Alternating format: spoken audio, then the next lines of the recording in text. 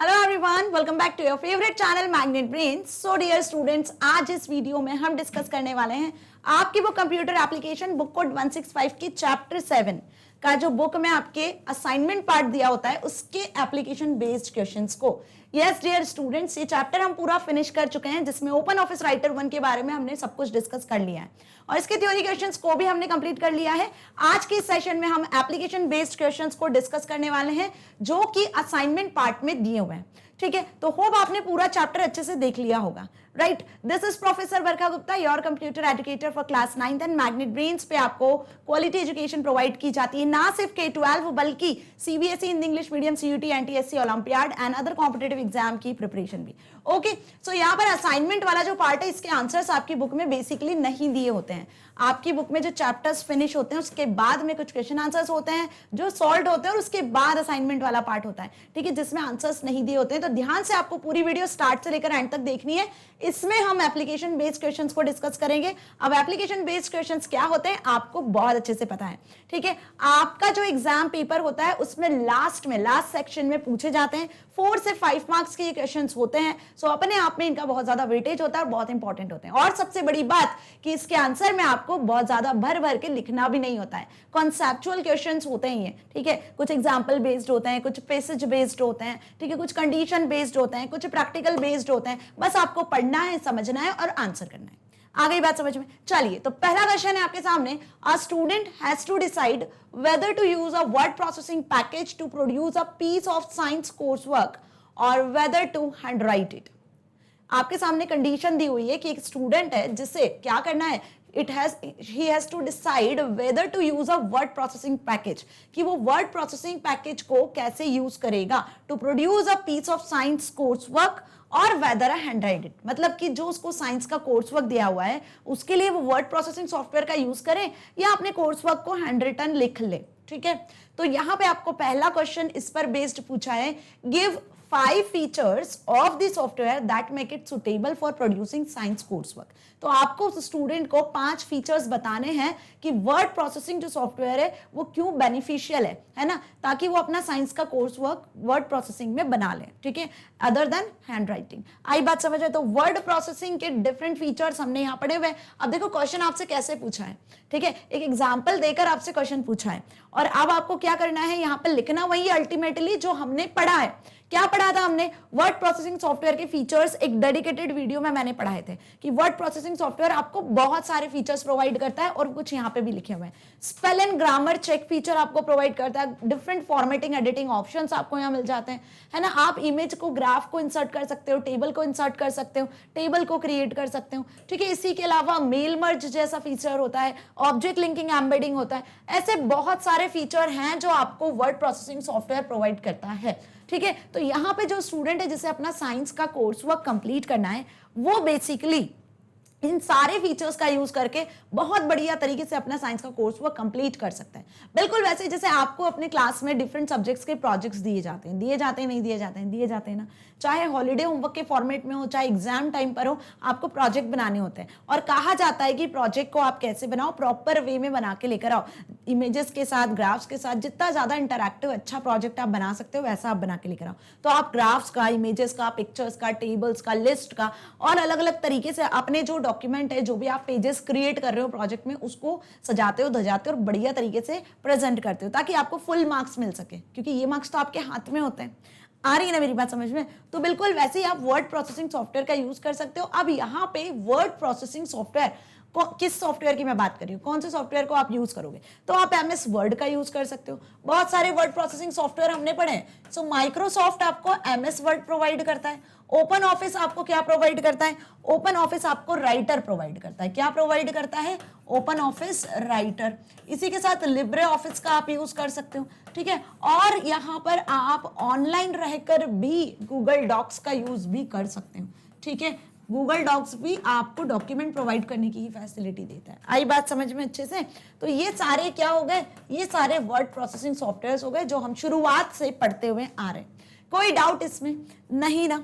तो आप यहाँ पर क्या लिखोगे इस क्वेश्चन के आंसर में? अभी क्वेश्चन कैसा भी आपसे पूछ ले, कुछ भी एग्जाम्पल दे दे, पर अल्टीमेटली आपको क्वेश्चन समझना है कि आपसे पूछा क्या है। तो यहाँ पे पूछे थे 5 फीचर वर्ड प्रोसेसिंग सॉफ्टवेयर के, जो हमने यहाँ बता दिए। क्लियर? आई बात समझ में? चलिए आगे बढ़ते हैं। नेक्स्ट क्वेश्चन पूछा है उसी से related. Give 2 reasons why the student may still use handwriting for part or all of their course work। अब पहले तो हमने वर्ड प्रोसेसिंग के रीजन बता दिए, अब यहाँ पे आपको 2 रीजन बताना है why the student may still use handwriting। अभी भी कुछ स्टूडेंट क्या कर रहे हैं? हैंडराइटिंग का यूज कर रहे हैं, ठीक है, फॉर पार्ट और all of their course work के किसी पार्ट के लिए या फिर पूरे कोर्स वर्क को वो हैंड रिटन ही क्रिएट कर रहे हैं। तो इसके क्या रीजन हो सकते हैं? इसका एक रीजन तो ये हो सकता है, 2 reasons why the student may still use handwriting for part और all of their coursework are memory retention और दूसरा पर्सनल प्रेफरेंस। आ गई बात समझ में? हो सकता है एक रीजन ये भी कि आपको टीचर ने ऐसा कहा हो कि भाई हैंड रिटन ही बनाना है, आपको कंप्यूटराइज नहीं बनाना है, तो फिर क्या करोगे? तो फिर तो हैंड रिटन बनाना ही होगा। या आप अपनी मेमोरी जो है उसको बचाना चाह रहे हो कि कौन मेमोरी को खर्च करेगा, फटाफट हम हाथ से ही लिख लें जल्दी जल्दी, है ना? तो ऐसे कुछ रीजन हो सकते हैं जिसकी वजह से आप हैंड रिटन प्रोजेक्ट भी बना सकते हो। बट वर्ड प्रोसेसिंग सॉफ्टवेयर आपको क्या फीचर प्रोवाइड करता है वो हमने डिस्कस कर लिया, राइट? तो फर्स्ट क्वेश्चन अच्छे से समझ में आया। जैसे मैंने बताया कि इन क्वेश्चंस के आंसर में आपको भर भर के आंसर नहीं लिखना है, 2 लाइन 3 लाइन का आंसर या पॉइंट वाइज एक एक वर्ड के आंसर भी यहाँ पर बनते हैं। तो कुल मिला के आपको क्या करना है? कॉन्सेप्चुअल स्ट्रॉन्ग रहना है। मीन्स कि यदि आपने पूरा चैप्टर अच्छे से देखा है, मीन्स कि यदि आपने पूरा चैप्टर अच्छे से समझा है, एक एक टॉपिक एक एक ऑप्शन के बारे में यदि आपको पता है, तो आप ऐसे क्वेश्चंस के आंसर ये चुटकियों में कर सकते हो। और चैप्टर की लिंक आपको कहाँ से मिलेगी? जो भी स्टूडेंट पहली बार मेरा ये वीडियो देख रहे हैं तो आपको चैप्टर की लिंक मिल जाएगी डिस्क्रिप्शन से, यूट्यूब प्लेलिस्ट की, या फिर आप magnetbrains.com वेबसाइट का यूज कर सकते हो, या फिर आप मोबाइल ऐप का भी यूज कर सकते हो। सभी जगह से आपको सारे वीडियो लेक्चर्स मिल जाना है, कितनी भी बार आप देख सकते हो, है ना जी? चलिए आप क्वेश्चन नंबर 2 पे आ जाते हैं। अ graphic designer has been asked to produce a range of stationery for the TXC company. The graphic designer produces a draft in the word processor of what a letter from the company could look like. Question ध्यान से समझो फिर answer करना, ठीक है? Answer भी मैं आपको बताऊंगी। A graphic designer has been asked to produce a range of stationery for the TXC company, ठीक है? The graphic designer produces a draft in the word processor। अब इसके लिए ग्राफिक डिजाइनर ने इस तरीके से क्या कर दिया? एक ड्राफ्ट प्रिपेयर किया हुआ है, ठीक है? ये आपकी बुक में भी दिया हुआ है, बिल्कुल ऐसे ही, ठीक है? TXC कंपनी, उसके बारे में लिखा हुआ, उसका एड्रेस वगैरह लिखा है प्रॉपर तरीके से। ड्राफ्ट ऐसे ही करते हो ना आप, जैसे ईमेल वगैरह प्रिपेयर करते हो, लाइक डियर और डियर जो भी है, और पूरा उसने प्रॉपर तरीके से पैराग्राफ में सारी डिटेल लिख दी, योर सिंसियरली साइन कर दिया, है ना? ग्राफिक डिजाइनर ने अपना। आई बात समझ में? चलिए, so the graphic designer producers a draft, इस तरीके का उसने एक वर्ड प्रोसेसर में ड्राफ्ट प्रिपेयर किया है, of what a letter from the company could look like. आई बात समझ में? चलो आगे बढ़ जाते हैं। अब यहाँ पे आपको इस पर्टिकुलर पर बेस्ड, ये जो आपको कंडीशन दी हुई थी, जो एग्जाम्पल दिया हुआ था, इस पर बेस्ड क्वेश्चन क्या दिया है? Complete the sentences using words from the list. अब यहाँ पे जो आपको ये कुछ पॉइंट्स दिख रहे हैं, ठीक है, इनको कंप्लीट करना है। तो इनको कंप्लीट कैसे करोगे? उसके लिए वर्ड कहाँ मिलेंगे? तो ये वर्ड यहाँ ऊपर दिए हुए हैं। इन चारों में से इन दोनों फिलअप में क्या आने वाला है आपको बताना है। वर्ड आपके सामने है, दोनों सेंटेंसेस को, ये जो दोनों सेंटेंस आपको दिख रहे हैं, इन्हें आपको कंप्लीट करना है। फर्स्ट पूछा है the logo at A is, जो लोगो लगाया हुआ है वो लोगो कैसा है? तो हम आ जाते हैं वापस यहाँ पर। यहाँ जो आपको लोगो दिख रहा है, अब आपकी बुक में दिखेगा, ठीक है? आपकी बुक में इस इमेज को देखना, इसमें एक लोगो लगा हुआ है। वो लोगो कैसा है? सेंटर्ड है, राइट जस्टिफाइड है, लेफ्ट जस्टिफाइड है, या इंडेंटेड है? तो आपको ये अच्छे से पता है कि वर्ड में सेंटर, राइट, लेफ्ट और इंडेंट, इनका क्या मतलब होता है ना भाई? लेफ्ट राइट सेंटर तो अलाइनमेंट से जो हमने पढ़ी हुई है, और इंडेंटेशन जो स्पेस, आप टैब स्पेस जो आप लीव करते हो, इंडेंटेशन के थ्रू सेट करते हो, वो होता है। तो ये तो हमें बहुत अच्छे से पता है मैम, है ना? यदि ये नहीं पता है तो इसका आंसर आप नहीं कर पाओगे, लेकिन इनके बारे में यदि आपको अच्छे से पता है, क्योंकि अलाइनमेंट पे भी एक डेडिकेटेड वीडियो मैंने बनाया हुआ है, और इंडेंटेशन पर भी एक सिंगल वीडियो मैंने बनाया हुआ है, जाके उसे पहले से देख लो अच्छे से, ताकि आप इसका आंसर कर सको। तो सपोज हम मान ले, क्या मान ले कि यहाँ पर ये जो डॉक्यूमेंट है इसमें लोगो सेट है, ठीक है? लोगो कहां पर सेट होगा? तो लोगो कहां होगा भाई? जहां पे कंपनी का नाम है वहीं लोगो भी लगेगा। तो कंपनी का नाम आपको कहां दिख रहा है? सेंटर में दिख रहा है, TXC, है ना? इस तरीके से। आई बात समझ में? ये हो सकता है यही कंपनी का लोगो हो, देखना आप, मेरे को तो डिफरेंट दिख रहा है तो यही कंपनी का लोगो भी मुझे लग रहा है। ओके, बात समझ में आई? तो डॉक्यूमेंट के किस एरिया में सेट है ये लोगो? आपको अच्छे से पता है कि डॉक्यूमेंट के मैम सेंटर वाले एरिया में, ये होल डॉक्यूमेंट है आपका, उसके सेंटर वाले एरिया में ये लोगो सेट है कंपनी का। ओके, तो क्या लिखूंगी इसका आंसर? The logo at A is, देखो यहाँ पे दिया हुआ है ये ए है ना, हाँ जी यही लोगो है, देखो ये ए दिख रहा है, ए मतलब ये हो गया आपका कंपनी का लोगो। तो ए पोजीशन पर जो ये लोगो सेट है कंपनी का TXC, ये कहां सेट है? सेंटर, जस्टिफाई, लेफ्ट, राइट या इंडेंटेशन? तो ऑब्वियस सी बात है मैम, हमें दिख रहा है कि सेंटर में सेट है, तो यहां क्या लिखोगे भाई? यहां आ जाएगा सेंटर्ड। देखो क्या है वो? सेंटर अलाइन है। कैसे अलाइन करा सेंटर? आपको अच्छे से पता है। सेंटर अलाइन करने के लिए या तो हम शॉर्टकट की कंट्रोल ई का यूज कर लें, या फिर आपको फॉर्मेटिंग टूलबार में अलाइनमेंट में इस तरीके का एक ऑप्शन दिखता है जिसे सेंटर अलाइनमेंट कहते हैं, ठीक है। या फिर आप एडिट मेन्यू में जाके भी अलाइनमेंट सेट कर सकते हो, पेज सेटअप वाला जो डायलॉग बॉक्स खुलता है वहां भी अलाइनमेंट आप सेट कर सकते हो। बहुत सारे ऑप्शंस हैं आपके पास में अलाइनमेंट सेट करने के लिए। एडिटिंग के अंदर जो फॉर्मेट ऑप्शन आता है ना, फॉर्मेट करके, उसमें जाकर आप फॉर्मेट पेज में या फॉर्मेट कैरेक्टर में जाके अलाइनमेंट सेट कर सकते हो, या फिर आप फॉर्मेटिंग टूल बार में इस टूल का यूज कर सकते हो, या फिर आप कंट्रोल ई का यूज भी कर सकते हो, है ना। तो ये सारे ऑप्शन जो होते हैं जिनकी मदद से आप टेक्स्ट को सेंटर सेट कर सकते हो या किसी इमेज को भी सेंटर में सेट कर सकते हो। डन। देखो उसके बाद क्या दिया हुआ है? The text at B is. अब आ जाए वापस अपन यहां पर, तो बी पर, ये बी है, बी पर ये क्या दिख रहा है आपको? एक पैराग्राफ लिखा हुआ है, एक टेक्स्ट कुछ लिखा हुआ है ना। ये कैसे सेट है? इसका आपको आंसर करना है कि ये कैसे सेट है। कैसे सेट दिख रहा है आपको बताओ जल्दी। पेज के लेफ्ट साइड से दिख रहा है ना भाई, लेफ्ट साइड से लिखा हुआ है, लेफ्ट साइड से दिख रहा है। तो यहां पर जो ऑप्शंस आपको दिए हुए थे, इसमें पहला तो सेंटर हो गया, अब बचा आपके पास राइट, लेफ्ट और इंडेंटेड। तो पैराग्राफ आपको कैसा दिख रहा है? लेफ्ट जस्टिफाइड दिख रहा है कि लेफ्ट साइड से, मार्जिन के लेफ्ट साइड से लिखा हुआ है, तो मैम ये लेफ्ट जस्टिफाइड हो गया, है ना जी। इतना अच्छे से समझ में आ गया। सब चीज मैंने आपको बताई थी कि जो डॉक्यूमेंट होता है उस डॉक्यूमेंट में आप 4 टाइप की अलाइनमेंट सेट कर सकते हो, है ना। कितने टाइप की अलाइनमेंट होती है जरा जल्दी से मुझे कमेंट सेक्शन में बता दो, कितने टाइप की अलाइनमेंट होती है? मैम लेफ्ट अलाइनमेंट होती है ना, सेंटर अलाइनमेंट होती है, राइट अलाइनमेंट होती है और जस्टिफाई अलाइनमेंट भी होती है।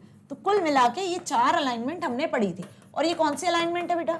ये हॉरिजॉन्टल अलाइनमेंट है। जब टेक्स्ट को आप हॉरिजॉन्टली लिखते हो, है ना, ऐसे रो वाइज, तो ये अलाइनमेंट आप सेट कर सकते हो। तो लेफ्ट अलाइनमेंट में टेक्स्ट क्या होता है? डिफॉल्ट लेफ्ट साइड से सेट होता है, इस तरीके से।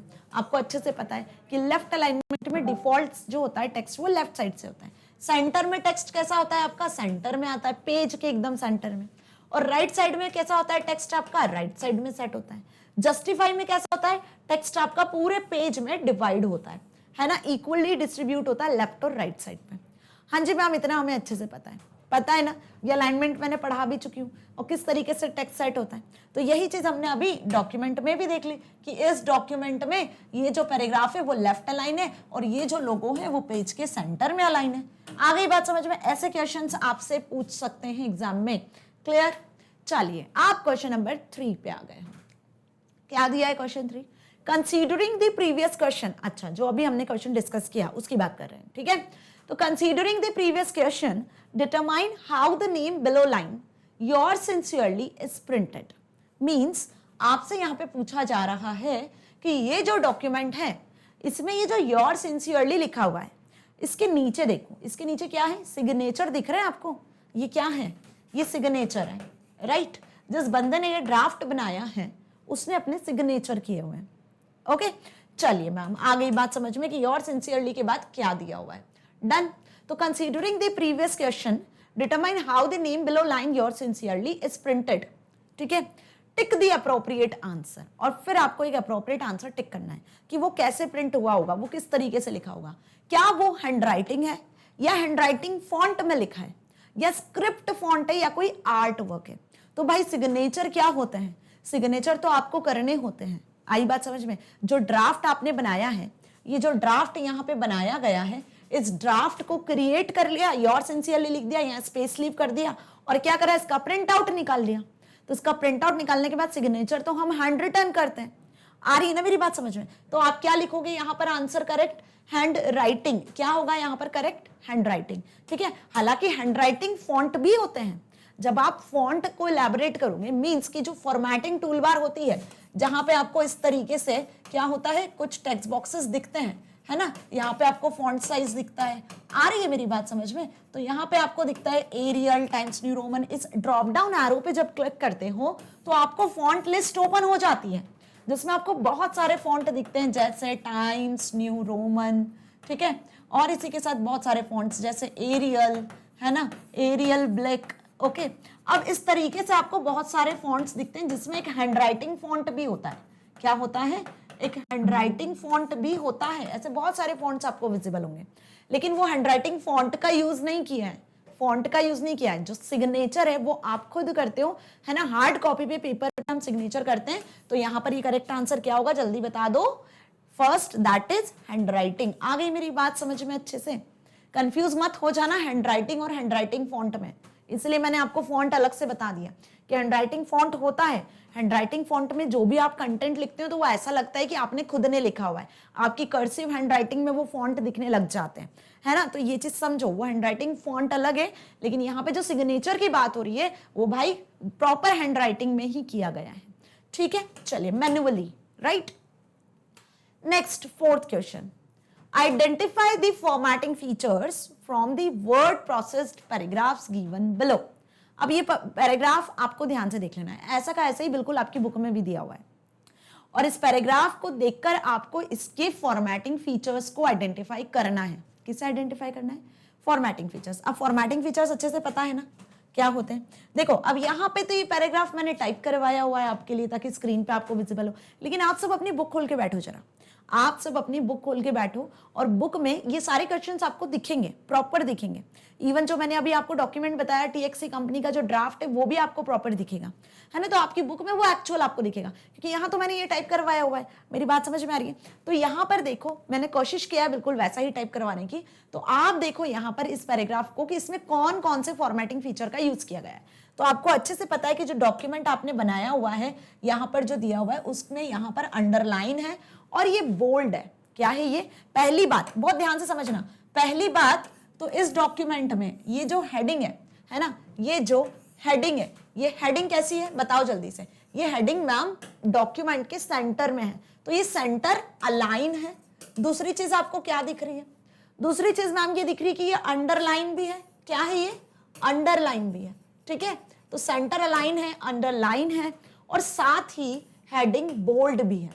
तो ये तीन फॉर्मेटिंग फीचर तो मैंने ही यहां बता दिए, ठीक।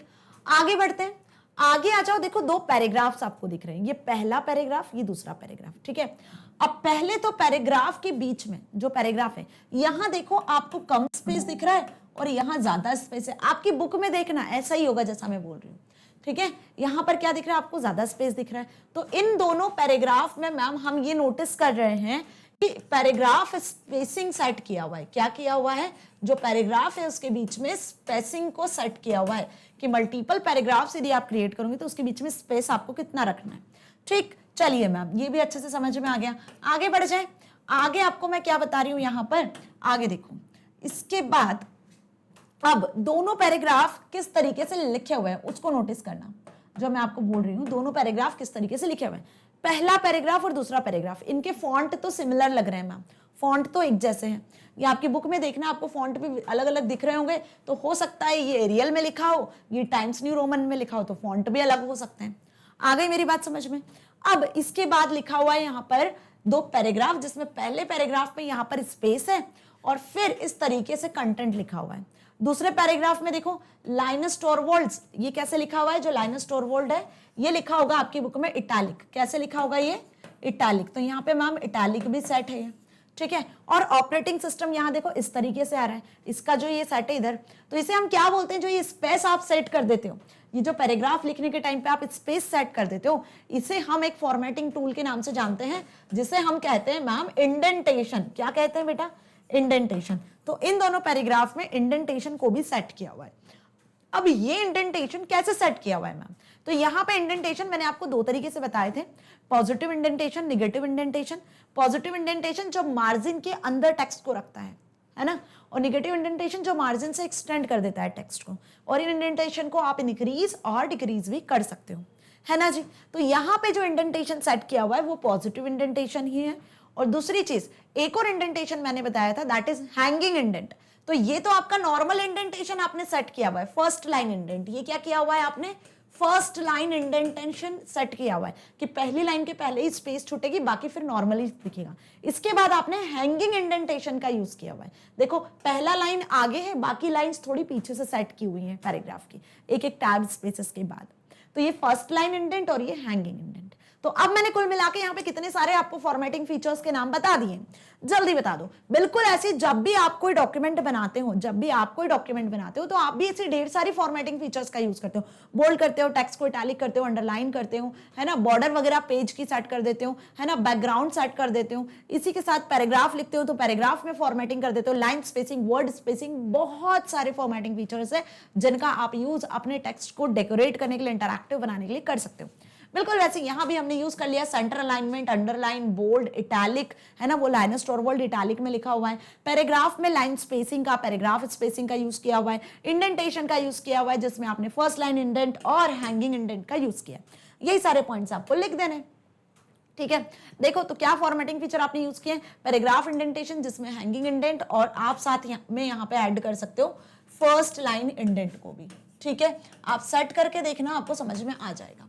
अब ये इंडेंटेशन कैसे सेट करते हो भाई, तो मैम इंडेंटेशन को यदि हमें सेट करना होता है, क्या इंडेंटेशन को यदि हमें सेट करना होता है, तो इंडेंटेशन को सेट करने के लिए हम यहाँ पे दो चीजें यूज कर सकते हैं। पहला तो क्या, पहला तो मैम रूलर्स का यूज कर सकते हैं, रूलर्स की मदद से भी आप इंडेंटेशन सेट कर सकते हो। और दूसरा क्या, तो दूसरा मैम फॉर्मेट मेन्यू में जाकर भी हम क्या कर सकते हैं, फॉर्मेट मेन्यू में जाकर जो पेज स्टाइल, फॉर्मेट मेन्यू में जाके जब आप पेज पे क्लिक करते हो तो पेज स्टाइल या फिर मैम पैराग्राफ भी, page style dialogue box open होता है, ठीक है, या इसमें आप जब पैराग्राफ पे क्लिक करते हो, पैराग्राफ पे क्लिक करते हो तो पैराग्राफ को फॉर्मेट करने का डायलॉग बॉक्स ओपन हो जाता है, जहां से आप लाइन स्पेसिंग वगैरह, इंडेंटेशन वगैरह को सेट कर सकते हो, ठीक है। आ गई बात समझ में अच्छे से।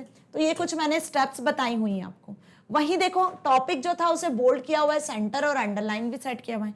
तो बोल्ड करने के लिए अगेन फॉर्मेटिंग जो टूल बार है वहां पे भी आपको इस तरीके से बोल्ड, इटैलिक और अंडरलाइन, है ना, ऐसे आपको 3 बटन्स मिल जाते हैं फॉर्मेटिंग टूल बार में। वहां से भी आप बोल्ड, इटैलिक, अंडरलाइन कर सकते हो, या फिर आप क्या कर सकते हो, इसके अलावा भी इसकी शॉर्टकट की, दैट इज मैं अगेन पहले भी बता चुकी हूँ, B bold, control plus B, control plus I और कंट्रोल प्लस यू, इन शॉर्टकट कीज का आप यूज कर सकते हो, ठीक है। सेंटर अलाइनमेंट है तो सेंटर अलाइनमेंट अभी आपको मैंने बताया, इसी के जस्ट बाद आपको इस तरीके से सेंटर अलाइनमेंट भी दिख जाएगा जिसका आप यूज कर सकते हो। लाइन स्पेसिंग कैसे करना है पैराग्राफ के बीच में सेट, तो अगेन वही फॉर्मेट पे जाके पैराग्राफ को सिलेक्ट कर लोगे तो पैराग्राफ फॉर्मेटिंग में आपको लाइन स्पेसिंग या फिर पैराग्राफ के अबव एंड बिफोर आपको स्पेस देना है तो अबव बिफोर स्पेस आप सेट कर सकते हो, उसको कस्टमाइज कर सकते हो, है ना, क्लियर। तो ऐसी कुछ फॉर्मेटिंग हमने इसमें देखी। आ गई बात समझ में, आगे बढ़ते हैं। क्वेश्चन 5 देखो क्या दिया हुआ है, staff at Expert Motoring use a word processing program to create letters and other documents, ठीक है। स्टाफ एट एक्सपर्ट मोटरिंग मतलब कि एक्सपर्ट मोटरिंग एक कंपनी, ऑर्गेनाइजेशन है, वहां पे जो स्टाफ है वो वर्ड प्रोसेसिंग सॉफ्टवेयर का यूज करते हैं लेटर्स और डॉक्यूमेंट्स को प्रिपेयर करने के लिए, ठीक है। जैसे मैंने बताया एप्लीकेशन बेस्ड क्वेश्चंस हैं तो आपको एग्जाम्पल कंडीशन बेस्ड मिलेंगे। तो स्टाफ जो है एक्सपर्ट मोटरिंग कंपनी का, वो लेटर्स और डॉक्यूमेंट्स को प्रिपेयर करने के लिए वर्ड प्रोसेसिंग सॉफ्टवेयर का यूज करता है। अब यहाँ पे आपको टिक करना है, क्या टिक करना है मैम, इस लिस्ट में से कुछ ऑप्शंस को टिक करना है। कौन से ऑप्शंस मैम, तो पढ़ो first point, tick 4 boxes to indicate which of the following features would help with page setup. आपको इन ऑप्शंस में से 4 ऑप्शंस को टिक करना है जो कि लेटर और डॉक्यूमेंट के पेज की सेटिंग के लिए यूज किए जाते हैं। तो भाई कुल मिला के इनडायरेक्टली इस वाले क्वेश्चन में आपसे पेज सेटअप पूछा है कि जब भी आप कोई डॉक्यूमेंट प्रिपेयर करते हो तो उस टाइम पे पेज को कैसे सेट करते हो।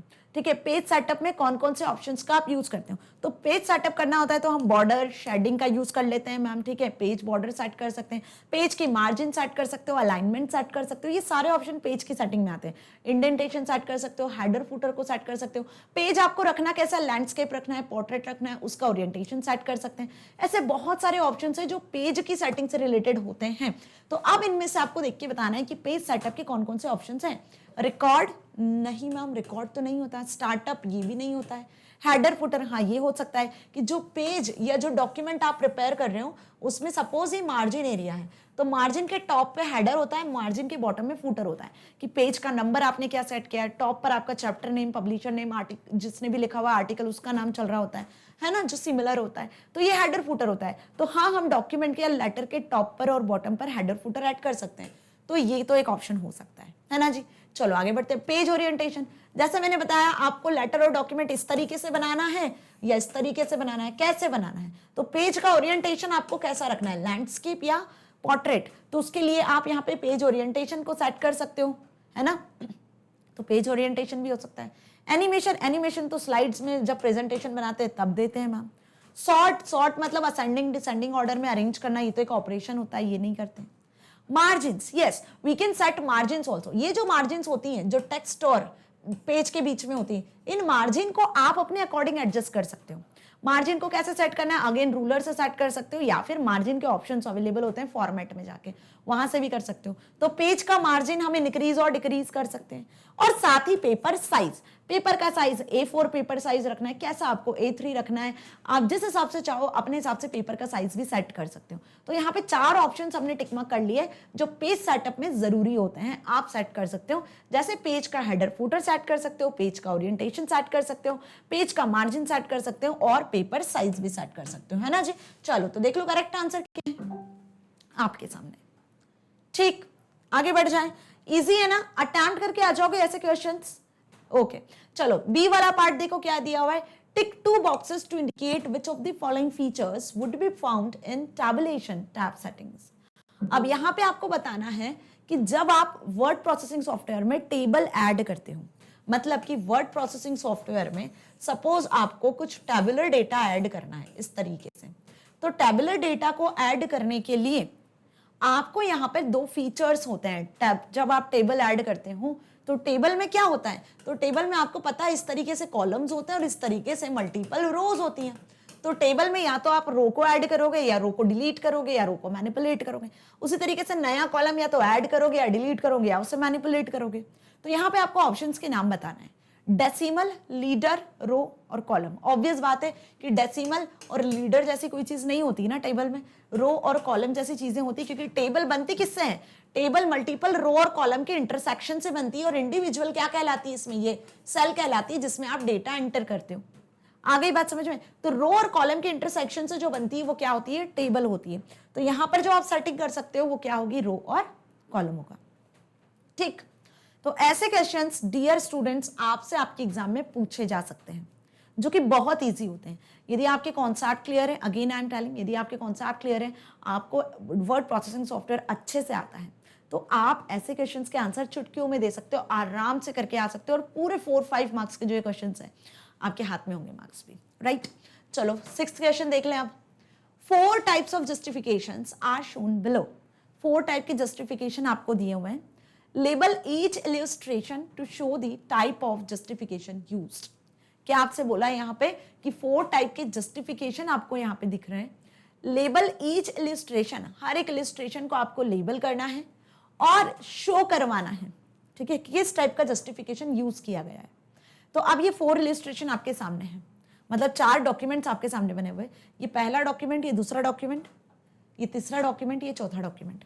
चारों डॉक्यूमेंट में आपको बताना है कि किस तरीके से ये डॉक्यूमेंट प्रिपेयर किए हुए हैं, कैसा जस्टिफिकेशन का टाइप यहाँ पे यूज किया हुआ है, मतलब टेक्स्ट को कैसे जस्टिफाई किया हुआ है।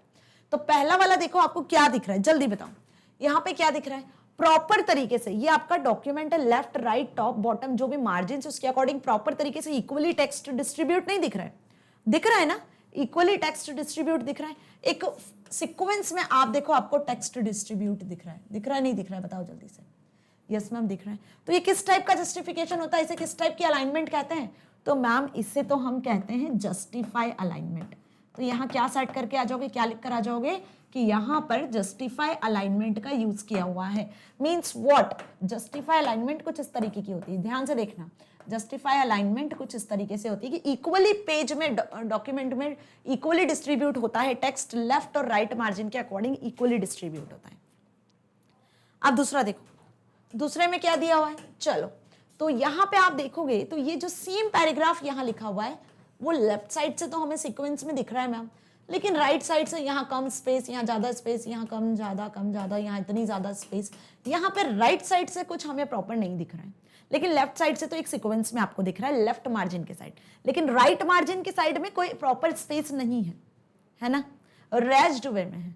तो क्या लिखेंगे हम, यहाँ पे हमें शो हो रहा है कि ये जो पर्टिकुलर आप देख रहे हो ये किस पर बेस्ड है, यहाँ पर जो अलाइनमेंट सेट है वो है लेफ्ट अलाइनमेंट।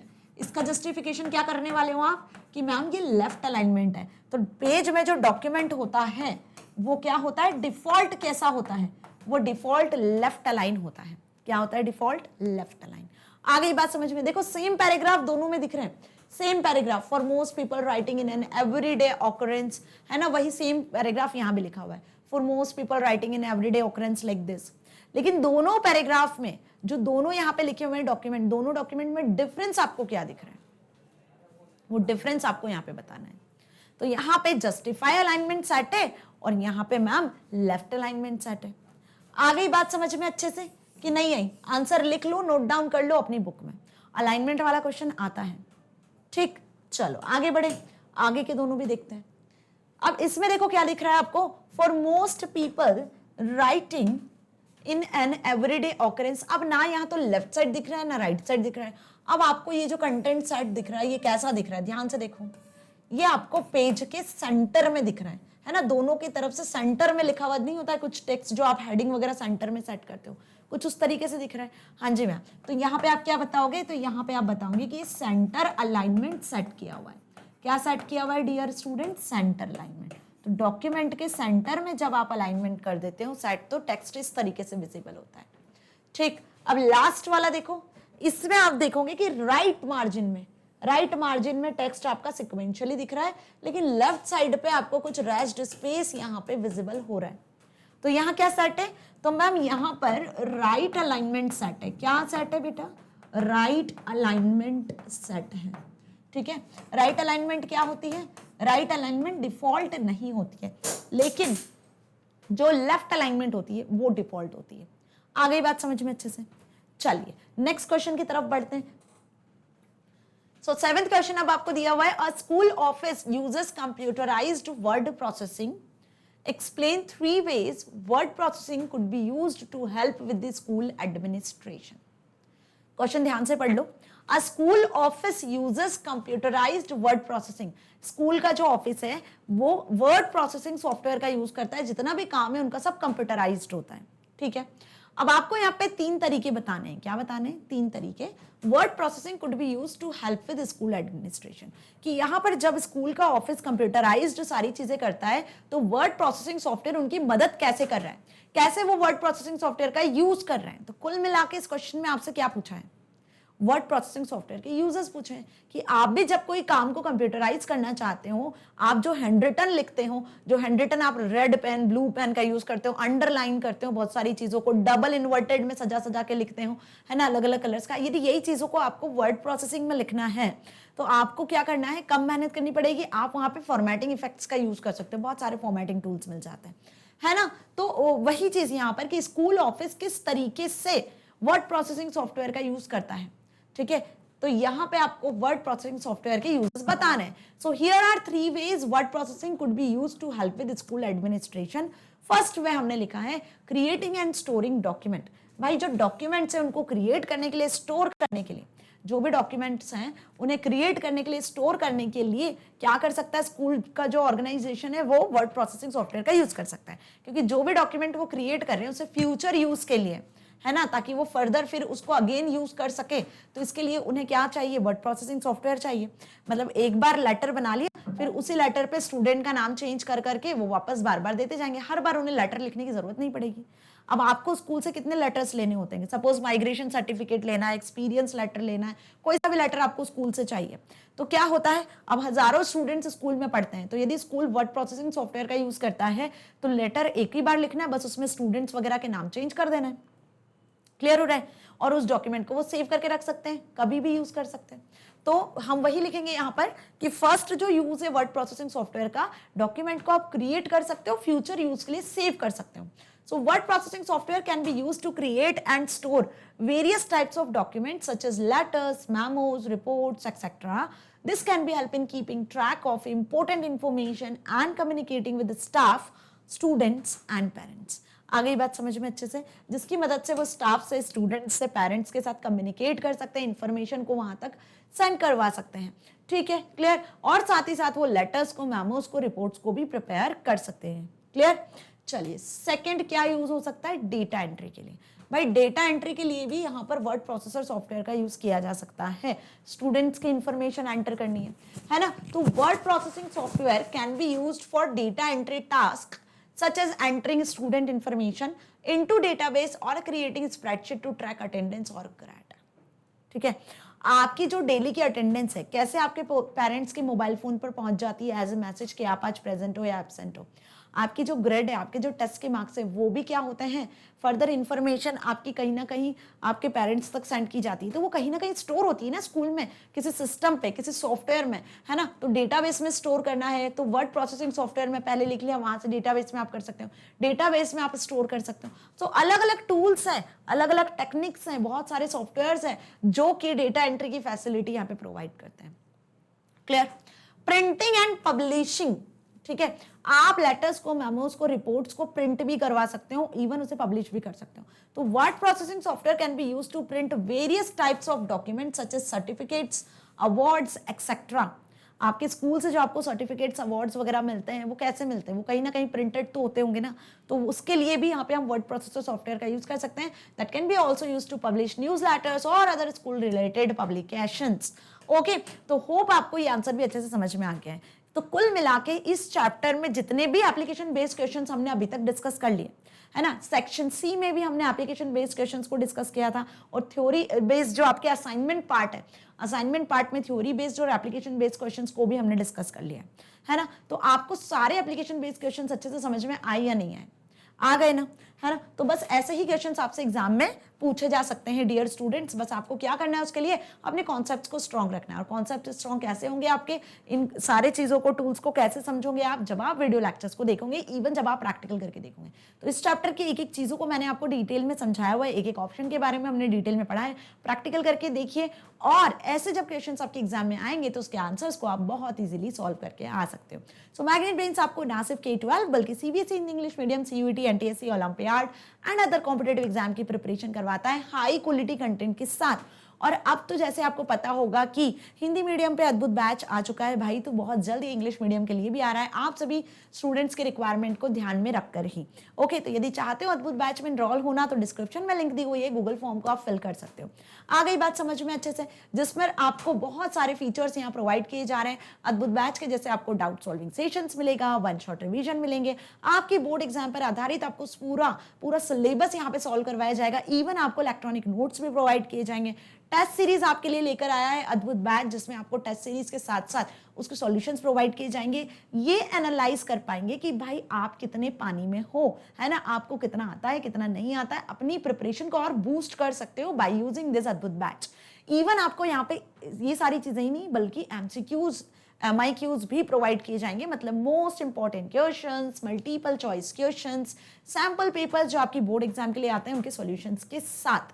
यदि आपको इस बैच के बारे में और डिटेल में जानना है तो डिस्क्रिप्शन बॉक्स में लिंक है, वहां से एक्सेस कर सकते हो, या फिर आप 7049597408 नंबर पर कॉल करके और डिटेल्स को एक्सेस कर सकते हो। आ गई बात समझ में। इवन आपको यहाँ पर सारे सब्जेक्ट्स जो आपकी बोर्ड एग्जाम के लिए जरूरी है, जैसे science, maths, Hindi, English, Sanskrit, social science, सारे सब्जेक्ट की प्रिपरेशन कराई जाएगी। जो स्टूडेंट्स अभी इनरोल करते हैं तो उनके लिए अभी स्पेशल ऑफर चल रहा है, दैट इज 50% ऑफ। तो जब भी आप इस बैच के लिए पेमेंट करोगे तो वहां पे मैग्नेट10 कोड आपको यूज कर लेना है। तो आ गई मेरी बात अच्छे से समझ में, है ना जी। तो मिलेंगे नेक्स्ट वीडियो में नेक्स्ट न्यू चैप्टर के साथ। Till then stay happy. Thank you so much.